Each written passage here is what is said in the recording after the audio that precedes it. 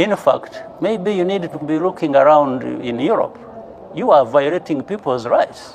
When we have this problem of people being bundled and sent back to sink in the Mediterranean and so on, and so many people being mistreated in your own countries, why don't you talk about your human rights and stop just offloading everything? Well, this is a development conversation, so no, in the context of development. You are not the one to determine what conversation or what points to raise in any conversation. You are asking questions, this is what I'm saying. You are asking questions and you are giving yourself answers. And you really need to stop this superiority complex nonsense about human rights. You think you are the only ones who respect human rights, or others it's about violating human rights. No, we've fought for human rights and freedoms of our people much better and more than anyone, including you people who keep talking about this nonsense.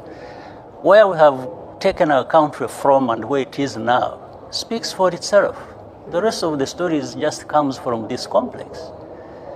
You know, these two worlds where there are people who know everything about human rights and all kinds of things, and another world where people are just people who don't know. But these are our human rights. It's not, when we respect the things we respect in our countries, it's not for you, it's not for anybody else, it's for ourselves.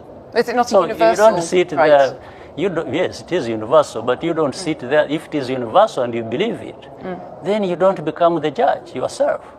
You don't start telling the others what to do, what they should not do, or that what they are doing is not to your satisfaction. Who are you? Well, I'm not sure if we're talking about me personally. Well, you are the one actually raising these questions. So I think you better interpret it properly so that it is well understood. Okay. I could see you are asking questions in a manner that you want to influence the ones listening to us. But that's not correct. Okay. I'm raising it once again in the context of the United Nations Development Goals. No, United Nations is us. You see, United Nations is not something alien somewhere else. Yeah. It's actually us.